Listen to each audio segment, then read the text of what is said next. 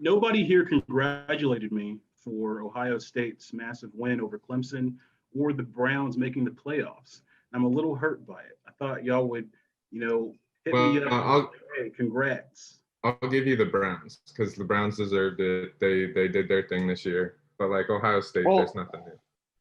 I'll congratulate you on Ball State winning because you actually went there, which is great. Thank you for congratulating. I won't congratulate you on the other 10 teams that you support whenever it fits the whim or nature of the day that you'd like it to. Whatever, how many hats you have of many teams you wear based on wherever you're going to get the most clout for the day. Oh, I love it. Wherever Brandon can get attention, he is going for it, right? Yeah, fair weather fan doesn't even begin to describe Brandon Pope. Even on a cloudy day, he'll be able to pull for the wrong team. So yeah, at least that's fair weather for Chicago teams and Chicago teams only. Yeah, there you go, Felicia Lawrence. Hey, thanks for joining us, everybody. As you just heard, that is Miss Felicia Lawrence. I'm Amy Rutledge and Mr. John Hanson here. Thanks for joining us tonight. Lot to get to, so we're going to get right to it. So Chicago Public Schools reopened for the first time in 9 months today with a protest, actually. More than a dozen teachers and staff at Brentano Elementary Math and Science Academy in Logan Square opted to stay outside with temperatures around 27 degrees, then enter the building. 5,800 teachers were ordered to return to the classrooms, but the Chicago Teachers Union says some of its members will continue working remotely. They say the district has failed to address safety concerns, including, among other things, poor ventilation conditions, inadequate testing, and contract tracing plan. Not a lot of people happy right now. We've lost our friends, our neighbors, and our loved ones, but we have not lost our purpose. For 9 months, we've worked to teach our children what it means to care for one another. For 9 months, we've kept each other safe. Let us finish. All right. Now, for its part, CPS says, in part, schools can safely reopen with a comprehensive plan in place. The CTU has not identified any area where the district's plan falls short of public health guidelines. So this was the second of two press conferences today. One this morning when schools were just starting to open. This other one later in the afternoon with a number of aldermen by the CTU side joining arms in their support. Here's how it's supposed to go. Okay, pre-K students returning between January 8th and January 11th. They're going to go back in waves. K-5 through 8th grade return in February. High school will continue with remote learning. So the question is, whose side do you fall on? Felicia Lawrence and John Hanson. Okay, clearly I really want to jump on this. I know. Let me just preface this by saying this is a very difficult decision. I do not envy our city leaders or CPS leaders for trying to make this decision. And I'm not saying whether they should or should not go back to school, but I will say I think it's extremely ambiguous of our city leaders and our state leaders who have been saying it's too unsafe, stay home, don't go to restaurants, social distance. We are going into the winter months, hunker down, don't be around people.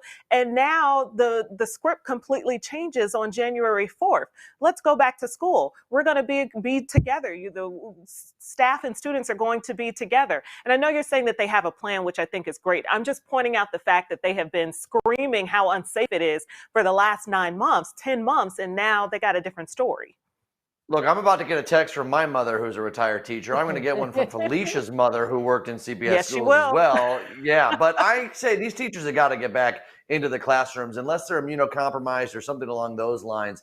Look, you're right, Felicia. The science, we've been guided by science about who can go where and what, but they're saying that most science shows these younger children are not spreading the virus, and they're doing everything they can to separate the desks, to put up the plexiglass, to have different, rotations of kids working in. There's never going to be a point where it's perfect. And for me, I feel like the teachers union is going to stand up no matter what the conditions are, no matter how many cases there are happening in the state right now. They're just going to be unhappy because that's their job. Their job is to fight for their teachers, and I can get that. But there comes a point where the education of our kids comes first, not necessarily first and foremost over getting sick, but it certainly comes to with doing all the precautions you can to try and prevent it. And John, I would immediately jump to your side, except, we did have some pictures that were sent to us earlier today that we looked at that were supposedly from inside one of the CPS schools, maybe many of them, we're not sure. And it looked poor. The ventilation did look poor. And I would be slightly concerned in that situation as well. These teachers are also normal human beings who have families at home. So how do I tell them that my kid is more important than their lives? I don't necessarily agree with them because I want my kid to go back to school. But if that is in case the fact, then I'm like, okay, your hands are tied.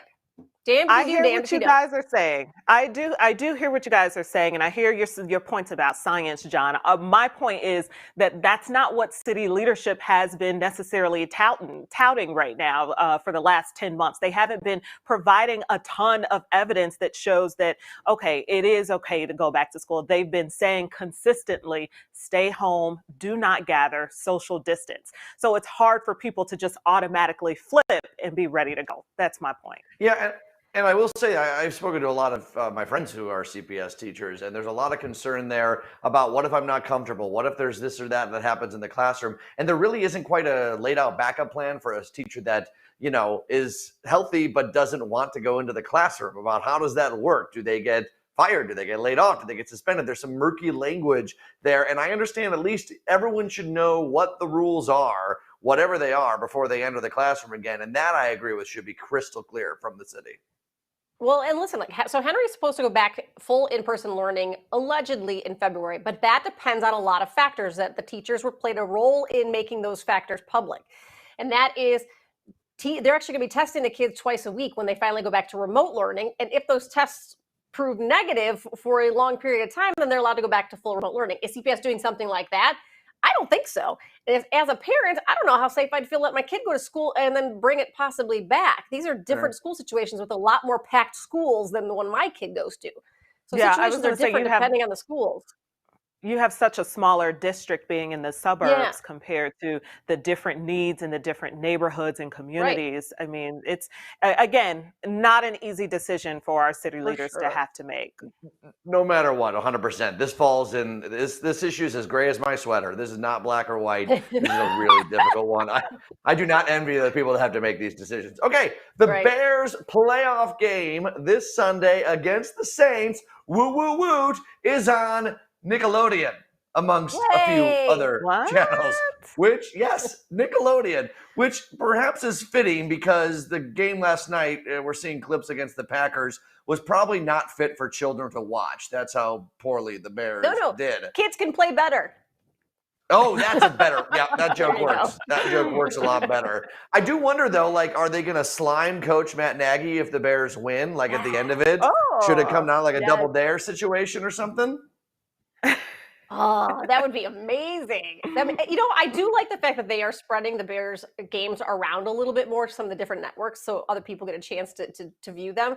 And then it makes me curious the commercial content that's going to go in the game when people are watching it on Nickelodeon. I find that's going to be hilarious. That could be interesting. Also, if it's going to be on Nickelodeon, is it going to be like a cartoon? And then maybe our fantasy of winning will actually come true. Ooh, Roadrunner. What if SpongeBob was the sideline reporter or something like that down on the field?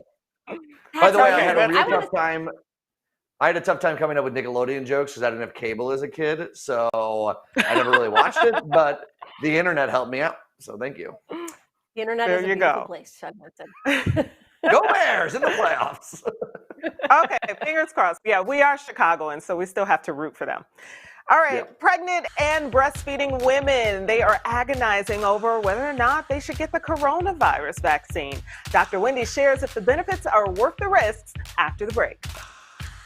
And a little bit later, Drew Barrymore's dream comes true with her very own TV show. But how much pressure does that put on the mom every day? We're going to talk to her coming up.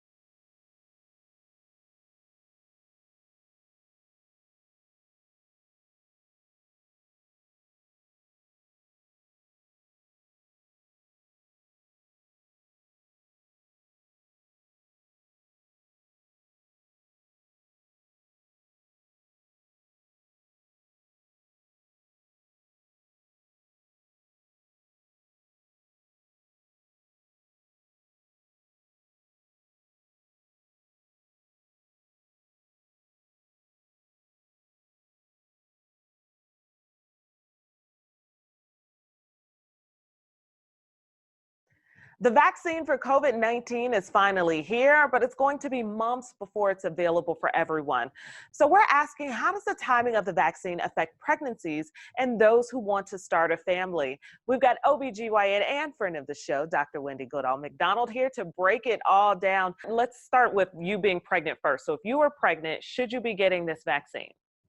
So the American College of Obstetrics and Gynecology, which is like our governing body, the people who tell us as OBGYNs what to do, as a team of experts. And this particular recommendation from ACOG came from a team of experts at ACOG, as well as a team of epidemiologists and public health experts. They say that lactating women, women who are breastfeeding, should be in that, first wave, the level 1C, I believe it is, of getting the vaccine, which is like the higher risk group. And they say that pregnant women should not be restricted. Pregnant women should be allowed to have their own choice in receiving the vaccine. And I think that it's important, that distinction. They recommend lactating women get it. They recommend not restricting pregnant women from getting it, but they don't outright say that they recommend pregnant women getting it.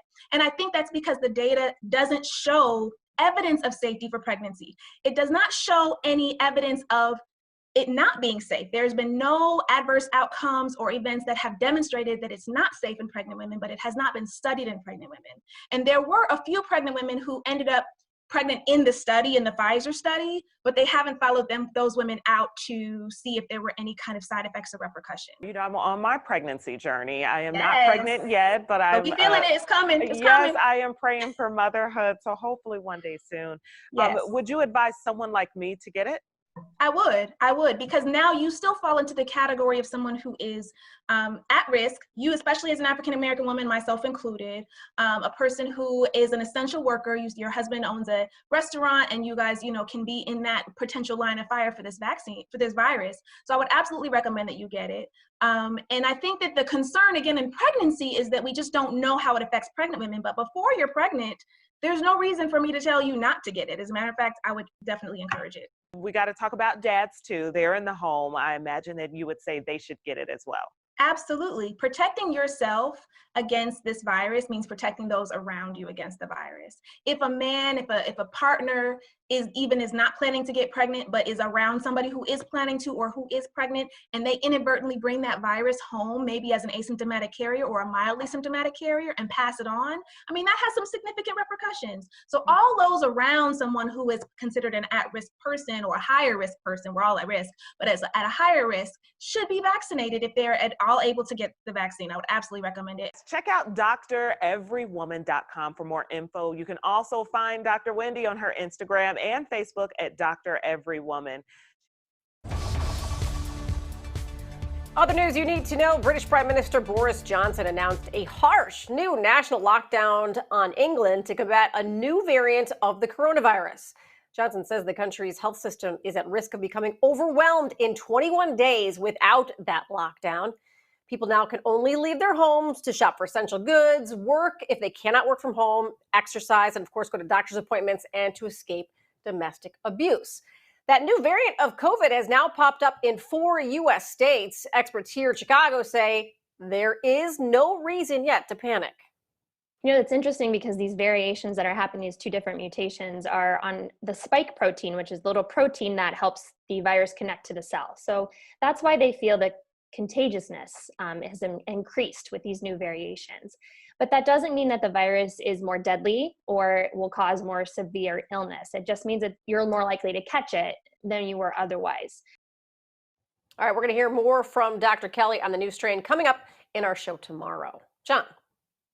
And considering giving out half doses of the Moderna COVID shots to kind of speed up the vaccine rollout, the head of Operation Warp Speed says it will double the supply. Moderna announced today it will have an additional 200 million doses available in the U.S. And major U.S. business leaders today urging Congress to certify President-elect Joe Biden's Electoral College victory over President Trump. It's expected to happen on Wednesday. Of course, you got some Republicans saying that they are going to hold it up both in the House and the Senate, although there's really not all that much that they can do. Okay, so some new information about this crazy call the president had with the Georgia Secretary of State. We learned today that the president tried to reach Brad Raffensperger 18 times before he answered the phone, which I just love. Like, the president cannot be, used to someone not returning his phone calls. So it took 18 times before they had this conversation. Which, like, does he leave a bunch of voicemails? Does he like text him like, dude, come on, I'm trying to reach you. Will you call me back, buddy? I don't know. Sorry, that's a tangent on my part. But of course, during the call, he had this like litany of complaints about voter fraud that were kind of out of left field. And it turns out they really were, because the manager of Georgia's voting system, he went line by line through all of those accusations and refuted them today. Here's a bit of that. And I will admit, when I listened to the audio of the phone call and the president brought that up again, and I heard it on a radio ad again today, I wanted to scream. Well, I did scream at the computer, and I screamed in my car. There's no shredding of ballots going on. That's not real. It's not happening. No one is changing parts or pieces out of Dominion voting machines. That's not a real, I don't even know what that means. It's not a real thing. Secretary Raffensperger does not have a brother named Ron Raffensperger. That is also not real. The president tweeted that out as well. Let's see, I've got such a long list. All right, so we should note he's a Republican. He's a Republican that voted for the president. So God bless people for standing up for the truth. Yeah, I love the fact that he was like, oh God, okay, do I have to go through this line by line? Yeah, apparently I do, because each one is incorrect. And if I don't say it out loud that it's incorrect, people are just going to believe the tweets and the things that they've heard him say because he said it. But just because you said it doesn't make it true. It's so embarrassing. My goodness, that's our leader. Yeah. Well, yeah, not There's for long. There's some new information out today also about people trying to potentially use this as to sue the president for this. Maybe not when he's in office, because he's only got 16 more days, but out of office too, for potentially trying to, threaten or push an elections official one way or the other. We'll have to see if any of that ever pans out in court. But I am so fixated on the 18 calls. Like, seriously, dude, that's a lot of phone calls. Like, that's almost like stalking somebody. Yes. Well, at first I thought he's like the angry ex-girlfriend. Right. But at first they thought, okay, maybe he doesn't want to be put on hold, so he's hanging up and calling back because he doesn't want to sit there and wait to be on hold, which I can understand. No, he's calling back. I'm going to make it keep ringing so you answer it. I'm going to make it ringing. Tell you what, CRAP out of you. So Republicans, we need to talk breakup, okay? The guy you got now, it does not treat you right. Look, we got a new one for you. He's a little bit on the older side, but he's a gentleman, and I think that you might find that he's actually A-okay once you work with him there. So break up with the current one, please. Break up. Yeah. I like that. Yes. Get a new one. Hey, Brandon. Hey, what's up, guys? Fans of the classic hip-hop film Menace II Society are going to spot a pretty familiar face in the new film Fatale. I'm chatting with the star when the jam comes back. Stay tuned.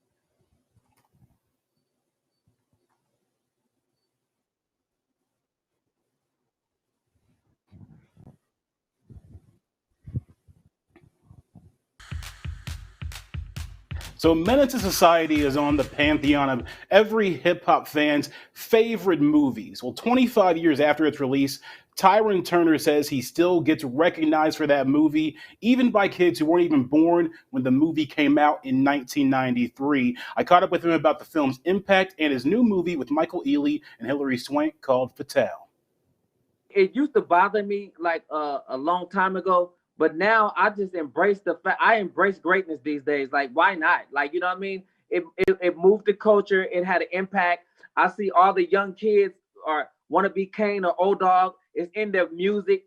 It's like, I'm talking about kids that are 15 and 16 years old making songs about Menace II Society. So I said, you know what? If you have that kind of impact on somebody, then you got to embrace that. You cannot run from that. Nah, you can't, man. I'm glad you're embracing it because you're part of hip hop history, you're part of film history, and that can never be taken away from you, you know? So right. Hats off to you for that. Let's talk about this movie a little bit. I can already tell people they're going to have fun with this. The soundtrack is great. The situation is crazy. The hijinks are everything. What was your first thought when you were reading the script? Well, my first thought was, this is going. I need this. I need this one. You know what I mean? You got Michael Ealy. You got Hilary Swank. It just lets you know, regardless of what's going on, like it's family first. You can catch Fatale now available on demand, and a lot of people are going to watch this movie and be like, "Yo, what's Tyrin Turner been up to?" There's Kane right there on my screen, all grown up. He looks pretty much the same, right? Oh my goodness, he looks the same and sounds the same. He might have like 3 wrinkles on his face, which is the least.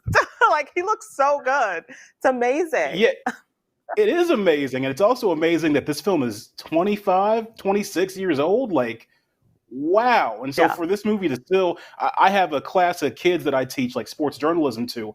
They know Menace II Society. They quote the movie. They weren't around when that came out at all. So it's got impact. Just the imprint on the culture that it has had in being one of these Black cult classic movies that it has, just because it told such a raw story of what was happening in a lot of urban cities around the country, particularly in the LA area. It's cool to see. Yeah, 100%. I was glad I was able to see how he's doing. And yeah, Fatale, great film. Check it out. It's wild.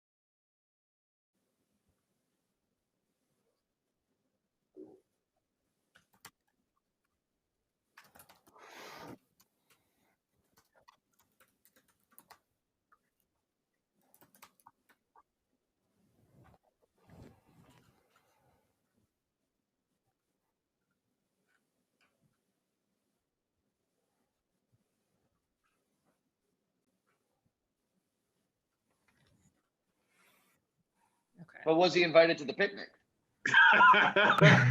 Mike's been coming to the picnic. Yeah, instead he's been at the cookout for a minute. Yeah. The picnic, as John. Oh man, Steady Kim's also allowed to bring a dish. That's how good he's in with us. I'm so confused what that conversation was even about. What was that? I got invited to what's called the cookout. Let John explain it. Right, like essentially, a predominantly Black thing, and I got invited as a white dude, which was an honor. And then I messed up a few different things to Brandon, and then I called it a picnic, and now I never get to go again. That's what that was. Oh, got it. Okay. his invitation was rescinded, but the good thing is it can always be regifted. So exactly. Stay on good behavior, John. Well, it's unclear what a Rubik's Cube movie would be about, but it is happening, apparently. An entire movie about the popular 1980s mind-bending game is being produced. Also, a Rubik's Cube-inspired TV game show is in the works. So, Amy, have you ever solved one of these? Because clearly, I mean, it was a big deal then. It's still around. A lot of people still get these. You've solved them before? Let me give you guys the quick secret to Rubik's Cube before we go to break, okay? We only got a few seconds left.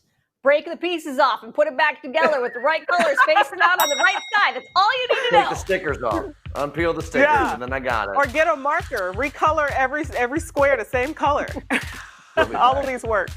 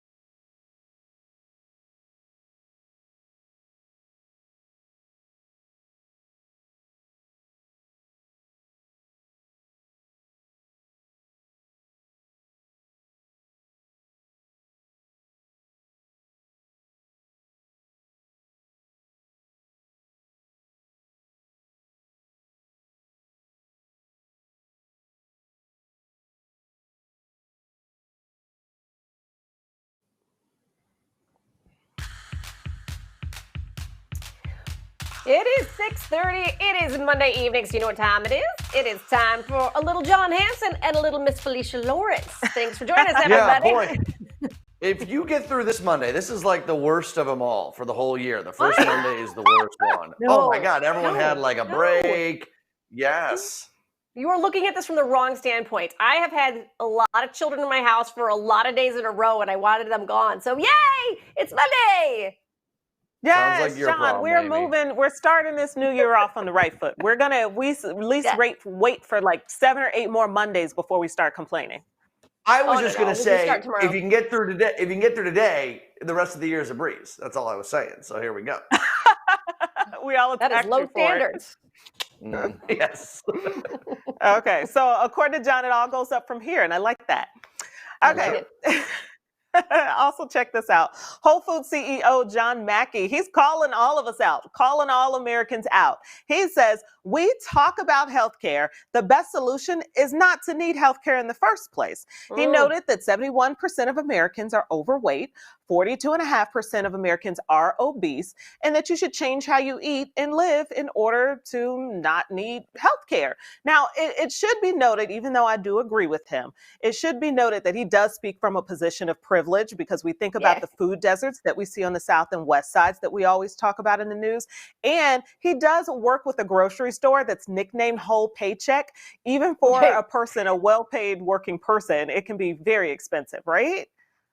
Yeah, like I agree with everything he's saying. And I think that there are better choices to be made that are also lower cost than what you'd pay at Whole Paycheck. However, we are, as Americans, are not bringing those locations to the south and west sides of Chicago, and that needs to be a priority to take care of said healthcare problems, right? Yeah, he ain't wrong, but it doesn't make it right to say the way he said it, to be very flippant. And I mean, we just did a story last week about Austin has lost their only grocery store, one of their very few grocery stores. And there's a new one that's going to be coming in. That's great. But folks are going to go about a whole year without being able to have a grocery store that's within walking distance. And people say, oh, you're able to drive to any grocery store. That's fine. A lot of people don't have cars. No. So if grocery stores are 5 to 10 miles away where you're going to have fresh produce, this is not okay. But overall, he's right. If we took care of ourselves a little bit better in the long run, for the most part, a lot of us are going to solve a lot of our health issues. Now, there are some, of course, that have nothing to do with weight or anything, but for the most part, exactly. Yes. And I was going to note that he did say some stuff in other contexts to his articles, and I read his op-ed. So he was explaining that this was the best solution for some of our healthcare issues here in this country, not the only solution.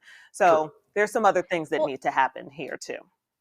And it would behoove all of us as Americans to fix the areas where there are the food deserts where they cannot get healthy produce, because the more people are a drain on the healthcare system, it ends up costing all of us anyway. So help people fix it so they can fix themselves. Did you have to put in a monocle to say the word behoove, by the way?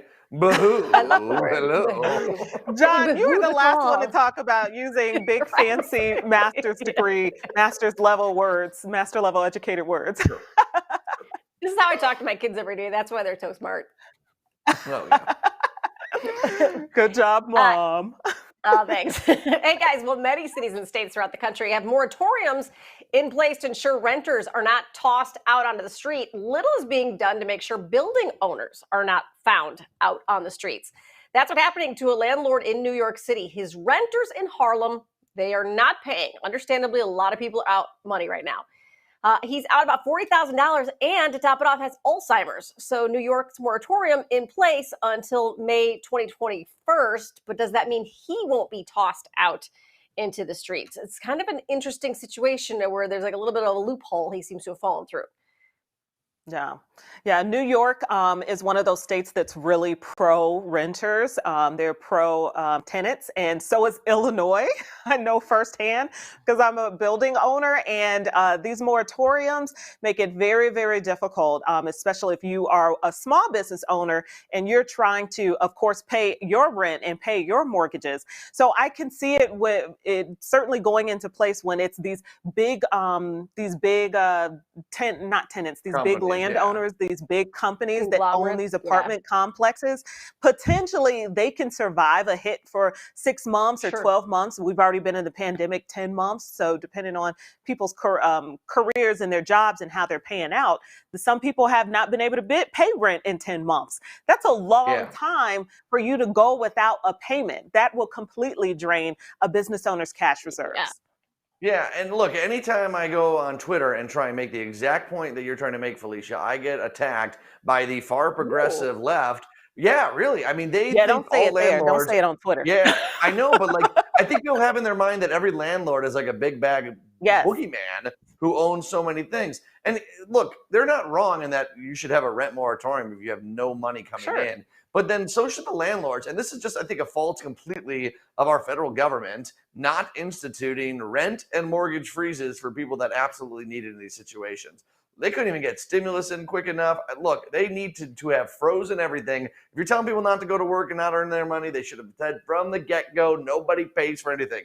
I know that's going to mess up a little banking. I know that's going to screw some things up, and it's complicated. But it would have solved it would have solved so many problems. Yeah, it's an let's remember, oversimplification. It's all down.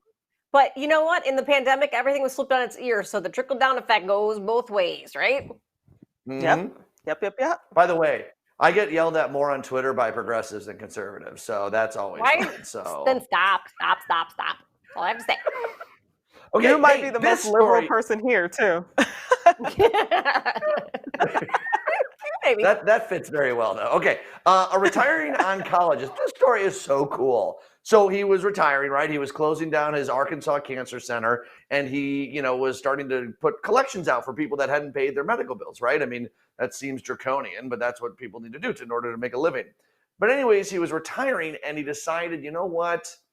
Him and his family talked it over. They could do without the $650,000 that was still owed to them by patients. So they forgave all the debt. They sent about 20 of their customers out, and they sent a long statement. Look, even if your health insurance covers you, deductibles, co-pays are really burdensome. The clinic decided to forego all balances owed to them by its patients. Happy holidays. How awesome is that? Yeah, I mean, you always hear these stories about the Secret Santas that go in and pay off people's payments at stores and stuff like that, but that's for gifts. Like, this is a true gift. When someone was already stressed out about worrying about medical bills for so long, to have that just wiped out from underneath you, it's breathtaking. I mean, that's a gift that you can't even imagine for most people. Oh, seriously. We can't imagine, being able to, you have to fight for your life and then you have to fight for your wallet. Like, that's just a whole extra stress. Again, let it go for them to let it go. Now I just need this family to talk to Sally Mae, Fannie Mae, and any other May that's out there, because homegirl needs a break. Yeah, I always appreciate when people take stock of their life and say, we have enough, we don't need more. And let's make sure other people get what they need. That's awesome. That's sweet. All right, KG, get on in here, girl. Hey, guys. All right, coming up, my top 3 trending stories of the evening. Plus, 2020 was the year of Drew. We're chatting with the talk show host about her journey and why Chicago is so important to her. That's after the break. We'll be right back.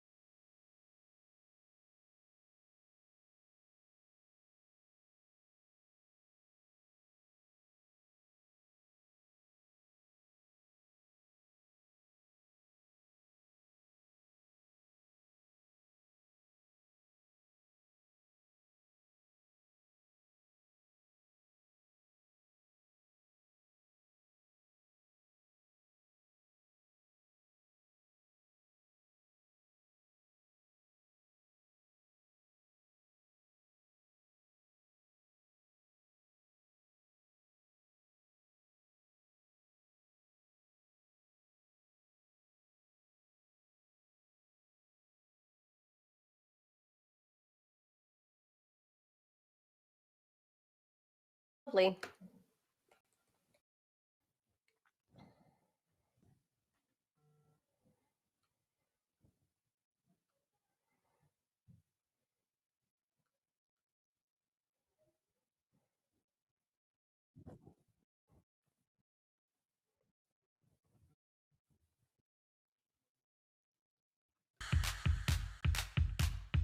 A bit foggy across Chicago tonight. Could be a lot colder, so let's just remember that. Always could be worse. Hey, you know what? 2020 was not all bad all the time. For Drew Barrymore, it kicked off the show of her dreams. I got a chance to talk to her earlier about wearing the weight of that program on her shoulders and why she loves it all. For my entire life, I've been interacting with people. And that's exactly what I want to do on this show. This is all for you. Does any of this stress you out ever? I mean, it's very different, obviously, than doing movies, and you're a mom. Your name's on the show. It's got a lot. That's a lot on your shoulders. It is, but I never think of my name being on the show. I'm like, oh, whatever. It's our show. In fact, I promised everyone I'll never call this my show. It's ours and we. It's everyone I work with, everyone who works on the show. This is a piece of all of us and what we put into it. Idea, energy, hours. My name being on it is sort of like the least exciting aspect of it for me. To me, it's the collective experience of what all the people in the show can bring to it, and then have a collective experience with people watching it. It should be called the connective, tissue show, or the collective experience, or the all of us. And I'm fearful of getting fired every day because I love it that much. It's like when you love someone, you're like, please don't go away. Don't die on me. Let's be together forever. I love you. That's how I feel about the show. I totally get that. Well, and you guys have a Chicago connection. Tell us a little bit about the Share the Mic. Yes, Lovey Ajayi Jones. I love her so much. We've done now 4 shows together. We've only been on for a few months. When she really kicked off this program and showed what was possible by having people use their platforms for other people. The mission of Share the Mic now is to amplify the voices of Black women, giving them a platform and igniting change through sisterhood. And this is why I'm really excited about today's Share the Mic Now guest. I mean, it's kind of what I was saying, it's like my name has nothing to do with anything. I mean, I suppose it does, but that's not what I'm interested in. I'm interested in having discussions with other people and focusing on them. And that's really what she's done, and also found a way for people who do have platforms to share it with other people. The whole thing is very 360 and holistic, and I'm honored that she does this with us. At this desk, we're going to curate all kinds of stories for you. I am a news and pop culture junkie. Drew's News was something I begged to do a year and a half ago when we were making the pilot audition tape, and I just said it's going to be news that is information that is interesting and positive, but productive, and it's stuff that affects us all, but intriguing news. And I want to curate it in this way where you have to kind of go and search and find all these gems. I want to put them together and serve them up every day. I can say, like, I would love for Josie Grossi from Never Been Kissed, who worked at the Chicago, newspapers, and we filmed in Chicago for that, so full circle on that thought, and talk about what her perspective is on 2020. We just get to write and dream a lot on this show, which is such an opportunity, and we're always trying to take advantage of it. Well, it's a joy to watch. I appreciate you giving us the time that you have, because I know you are a busy lady, and best of luck to you, Amy, for having me on for so long. And I love Chicago, and we have actually an upcoming Chicago contest, so maybe I'll look you up again in like a week or two when we're doing that, and see if anyone has any interest in discussing it with us. But I love Chicago. Thank you for having me on the Jam. Amy, thank you. I really appreciate it. Thank you, Drew. We do too. Yeah, check out the Drew Barrymore Show at a new time, weeknights at 9 p.m. on CW26. Done. Okay, time for Moon News. Yes. Yes, thank you. Thank you for the applause that it rightfully deserves. 4 years ago, a few million miles past the moon, a comet went by the name of Oumuamua, which means scout. But one Harvard professor says he doesn't think it was a comet. He thinks it was an alien spacecraft. Here's a look at this sucker. So, okay, all right. Oh, yeah. This is a Harvard. This is not a real picture, by the way, because otherwise I'd be like, "That's a rock, dude." This is an artist rendering of it. But thank you. This thing went around the sun. It came from somewhere out of our solar system. It's the first one of these suckers we've tracked that came in from out of our solar system. It whipped around the sun, and what this scientist had to say was it sped up. And it kept speeding up. Usually they're able to predict these things, how fast the gravitational pull is able to jettison these things out of our galaxy. This one went way faster than they thought.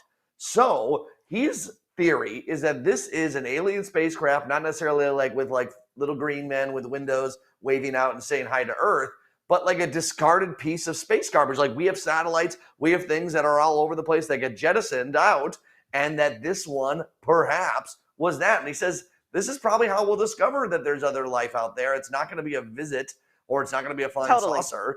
It's going to be, oh, there's a satellite from another place. We don't know what that is. Turns out there's other things out there. A satellite or space debris disguised as a rock. Hey, I love it. You got to believe in something. I believe in God and aliens. It's definitely some from an alien ship. Haven't you guys noticed how much it looks like the Enterprise? The USS Enterprise? From Star It travels Trek? that It's way, just too. missing, the lower hull. Come on, people. He's right. Yeah. Yes. Got to get I you like up it. to date on your sci-fi news. I was gonna say I have no idea what you're talking about, but I just politely nodded along and chuckled as if I did, Amy, which was cute. I've probably seen more star stuff than he has, Amy. I know. Yeah.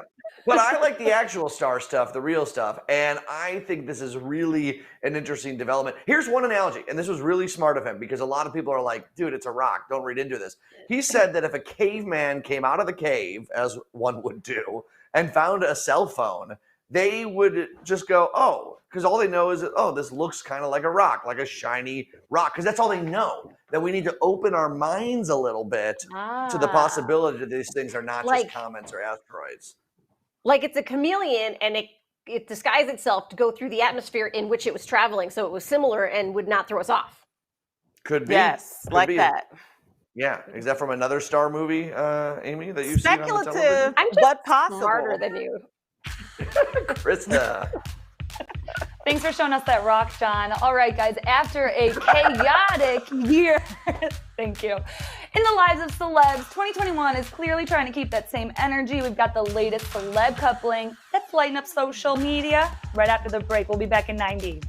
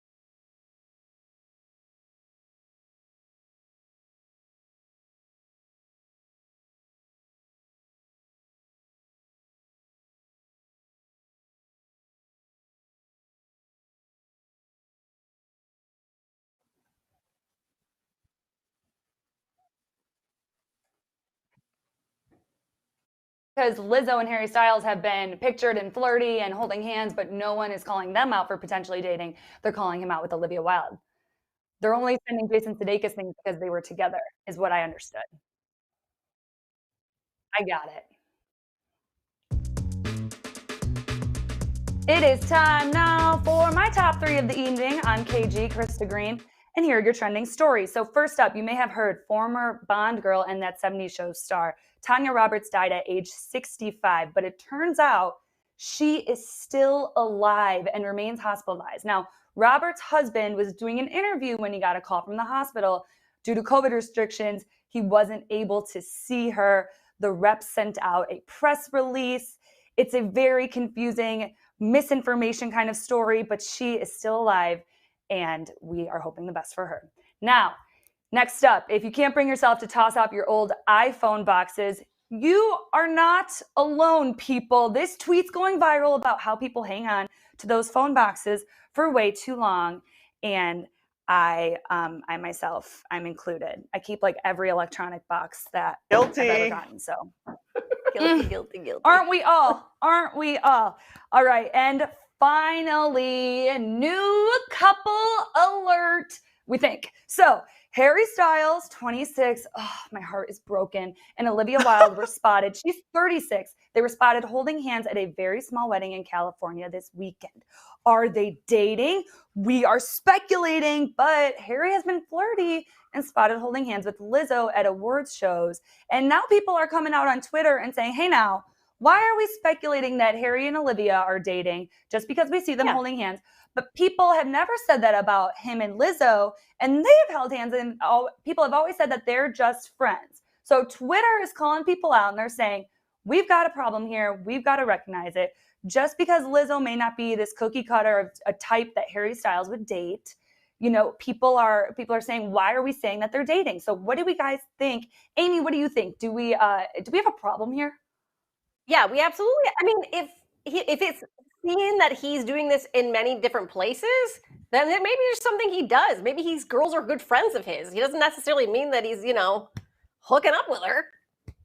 Yeah, Weird, but what right? does it say to us as a society? Like, what does it say about us as society? Like, we, are still looking at these cookie cutter people, and we have not diversified our images of what love could look like too. And we care too much about celebrities. That part. Well, now, boom, now you got me. I'm not going to extrapolate about the world from a Olivia Wilde, Harry Styles hand-holding situation. You don't even know who those people are. No, I don't. I don't. I know who Lizzo is. I love Lizzo. There you go. So I should be able to go back to the barbecue and at least invited there too. But anyways, I will say 36 and 26. I know everyone's like, oh, it doesn't matter. Age is but a number. 10 years is too much of that young. I think that's too much of a difference. You do? Yeah, what about 10 years. David Foster and Catherine McPhee? I don't know who either of those people are, Amy, that you listed, but I think. You know who David Foster is? No idea. This is a whole other conversation. You've got I don't know. I Hey, want to forget offer some age. commentary. Lean into happiness. If they're happy, let them be. We'll be back, guys.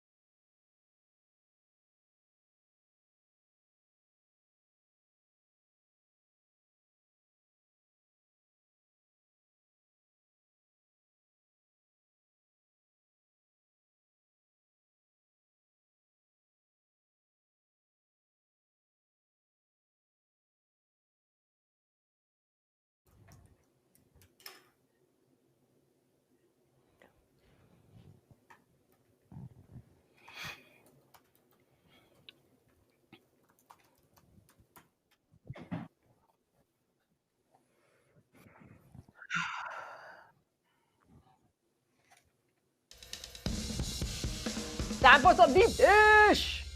Sure is. Okay, so in an age where we're all stressed out about everything and we have fights about everything, what are some meaningless things that you have fights on that you're like on that hill and you will not get off of? So Felicia, let's start with you. What hill do you die on? Oh, I am on the hill as far as my family and how they communicate, because they do not use any such thing as a proper noun. I need names. I need specifics. So they'll go and they'll be like, well, she said this, and then he was like this, and then she said that. And I'm like, wait. Are you talking about Amy or Krista? Or are you talking about John or Brandon? I need specifics. And they're always like, you know what I mean. You can read my mind. I can't. Mm-hmm. Amy, Okay.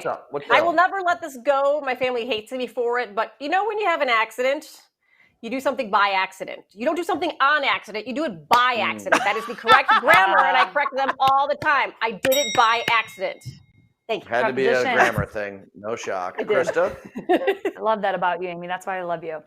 For me, the straw debate. I believe that a straw is one long hole. Just there's a top and a bottom, not two separate holes. It is one long hole. Come at me. At Krista Green on Twitter. Wow. Let's go. I had never thought about that, You but you're by right. that. It's just one hole. It's just one hole. It's a great debate. It's a great debate. But it's one hole. Yeah. I thought she was going Brandon. to talk about paper straws versus plastic. I did too. I was going to go with that. Metal straws. Pretty die epic on? there. What hill? Mine would. I have a lot of hills I would die on, but this one in particular, GIF, not GIF. GIF. Oh. When you take the T off of GIF, It's a GIF. It's a GIF. it's GIF. If you No, take the it's T GIF. off a gift, it's still GIF. It doesn't turn into a J all of a sudden. That's not how it Yeah. I know it's, It's GIF, not the but- peanut butter, right? Not the peanut No, butter. and it stands for It's GIF. graphic something that computer people know more than me. And graphic is a hard G. As for me, Yes. it's Reese's Pieces, not Reese's Pieces. It's Oh, Reese's Reese's. Pieces. Thank you, John Hanson. Oh, it's all